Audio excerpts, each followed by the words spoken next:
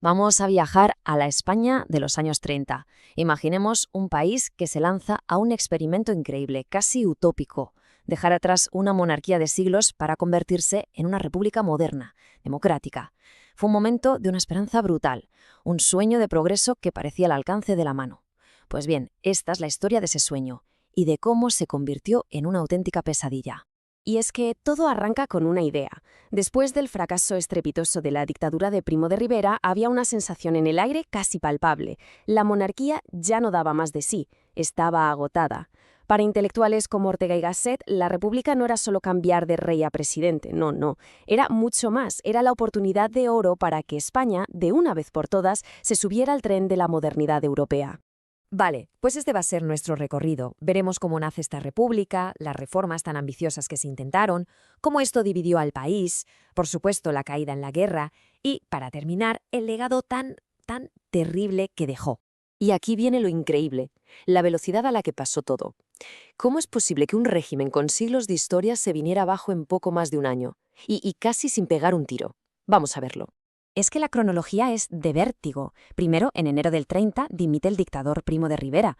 ¡Pum! Se abre la veda. Unos meses después, en agosto, los partidos de la oposición se unen y firman el Pacto de San Sebastián. Ojo, su objetivo es claro: acabar con la monarquía. Pero la estocada final, y esto es lo más curioso, llega con algo tan simple como unas elecciones municipales en abril del 31. No eran unas generales, qué va, pero el resultado en las grandes ciudades fue pero tan a favor de los republicanos, que el rey Alfonso XIII pues captó la indirecta. Se marchó al exilio y solo 2 días después, el 14 de abril, España se despertaba siendo una república. Todo en medio de una alegría popular desbordante. Vale, ya tenemos la república. ¿Y ahora qué? Pues el nuevo gobierno se puso manos a la obra, pero a lo bestia. Se lanzaron a una misión que era, vamos, titánica: modernizar España de arriba abajo, y hacerlo ya. Esos 2 primeros años, de 1931 a 1933, fueron una locura legislativa. Y a este periodo se le conoce como el bienio reformista. Es fundamental para entender todo lo que pasa después. Básicamente fue el intento de una coalición de izquierdas de meterle mano a los problemas históricos, los problemas endémicos que España arrastraba desde siempre: el campo, con la tierra en manos de unos pocos, un ejército enorme y acostumbrado a mandar, y unas desigualdades sociales brutales. Y se centraron en 4 pilares, 4 reformas que eran dinamita pura para el viejo orden. A ver, la reforma agraria, para dar tierra a los campesinos. Esto, claro, chocaba de frente con los grandes terratenientes. La reforma militar, para tener un ejército más pequeño, moderno y, sobre todo, leal al poder civil. La reforma religiosa, que fue un bombazo: separar Iglesia y Estado, algo tan básico hoy como el matrimonio civil o el divorcio. Y por último, la joya de la corona, la reforma educativa, para acabar con el analfabetismo y crear un sistema público y laico. Y ojo, que esto no eran solo palabras o leyes en un papel, para nada. Eran hechos. Por ejemplo, en el tema educativo, se crearon, de la nada, 7.000 nuevas plazas de maestro. 7.000. Es una barbaridad. Esto demuestra hasta qué punto creían que la educación era la auténtica palanca de cambio para esa nueva España que soñaban. Claro, aquí viene el problema. Como dice el dicho, toda acción tiene una reacción. Y unas reformas tan bestias, tan rápidas, pues provocaron una reacción igual de fuerte. La República, casi desde el principio, se vio pillada en medio, entre 2 fuegos que tiraban en direcciones opuestas. La situación era, bueno, un callejón sin salida. Por un lado, tenías a la derecha los terratenientes, los grandes empresarios, la Iglesia. Para ellos, las reformas eran un ataque directo a su poder, a su dinero, a todo su mundo.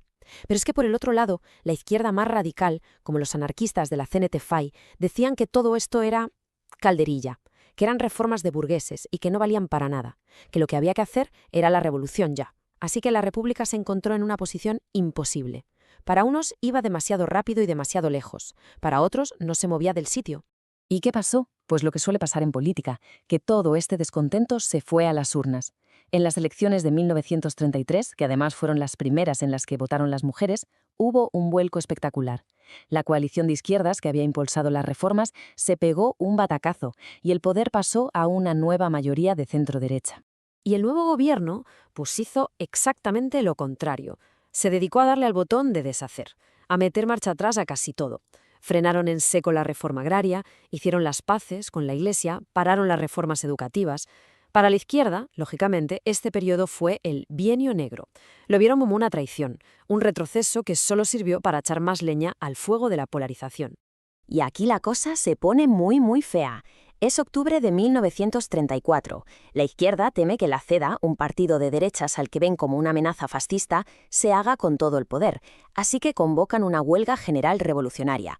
La huelga fracasa en casi todo el país, pero en Asturias se convierte en una auténtica insurrección. Los mineros se levantan en armas. Y la respuesta del gobierno es brutal. Envían al ejército para aplastarla. ¿Y quién dirige esas tropas? Pues un general que entonces no era tan famoso, Francisco Franco. La represión fue terrible, y aquello fue sin duda un ensayo general de la guerra que estaba por venir. Estos carteles lo dicen todo, ¿verdad? Muestran un país completamente partido en dos, irreconciliable. La política ya no era cuestión de debatir ideas, no, se había convertido en una lucha a vida o muerte. Para unos, el monstruo a batir era el fascismo. Para los otros, el gran fantasma era la revolución comunista. Ya no había un punto medio, no había terreno común, eran las dos Españas, frente a frente. Y con este ambiente tan cargado, llegamos a 1936. Este es el año clave, el punto de no retorno. La violencia en las calles, los asesinatos políticos se convierten en el pan de cada día. El desastre se mascaba en el ambiente. Y en febrero de ese año hay elecciones otra vez. Gana, por muy poco, el Frente Popular, una coalición de todas las izquierdas. Para ellos es el momento de retomar las reformas a toda prisa. Pero para buena parte de la derecha y del ejército, esta victoria fue la gota que colmó el vaso. Dieron por muerta la vía democrática y la conspiración militar, que ya estaba en marcha, pisó el acelerador a fondo.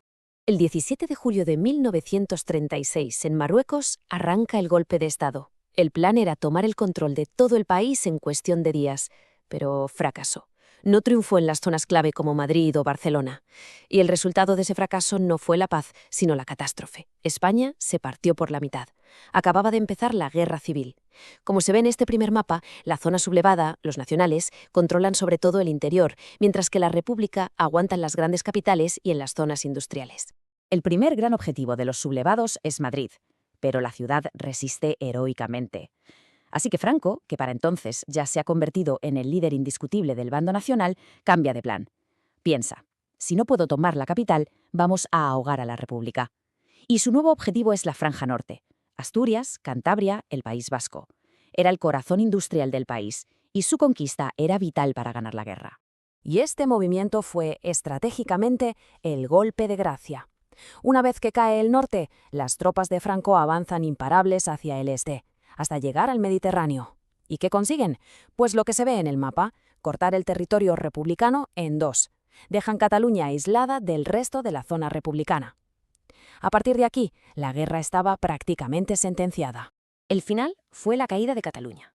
Después de la batalla del Ebro, que fue la más sangrienta de toda la guerra y que dejó al ejército republicano destrozado, la suerte estaba echada.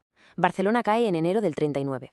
Y lo más paradójico de todo es que el fin definitivo llega con un golpe de Estado dentro de la propia Madrid republicana, que fuerza la rendición. El 1 de abril de 1939, Franco firma el famoso parte. La guerra ha terminado. Pero el fin de los combates no trajo la paz, trajo la victoria de un bando y la derrota absoluta del otro. Y las consecuencias, las cicatrices de esa victoria, fueron terribles y muy largas. Hablemos de cifras. Se estima que murieron unas 500.000 personas, 500.000, en un país que entonces tenía unos 24 millones de habitantes. Es una cifra que te hiela la sangre. Y no solo fueron muertos en el frente, ¿eh? La represión en la retaguardia de ambos bandos fue salvaje. Pero el legado de la guerra va más allá de los números. Están imágenes como esta, Guernica. La ciudad fue bombardeada por la Legión Cóndor nazi, que ayudaba a Franco. Y Guernica se convirtió en un símbolo universal del horror. ¿Por qué? Porque no era un objetivo militar. Fue un bombardeo de terror, diseñado para matar civiles y sembrar el pánico. España, tristemente, se convirtió en el campo de pruebas de lo que luego se vería en la Segunda Guerra Mundial. Y a los muertos hay que sumar los que se fueron, el exilio. Casi 500.000 de personas tuvieron que abandonar España. Y no se fue cualquiera. Se fue una parte importantísima de la inteligencia del país, científicos, escritores, artistas, profesores. Fue una sangría intelectual brutal, una pérdida que dejó un hueco cultural y social que tardó décadas en empezar a llenarse. Y así, el ideal de la República acabó aplastado. La guerra no trajo la reconciliación, sino una dictadura de casi 40 años que se construyó sobre la idea de vencedores y vencidos. La reconciliación no era una opción. Y esto nos deja con una pregunta final, una pregunta que quizás sigue muy viva hoy. Después de un conflicto así, que parte un país en dos y destroza sus ideales, ¿qué hace falta de verdad para que una herida tan profunda llegue a cicatrizar?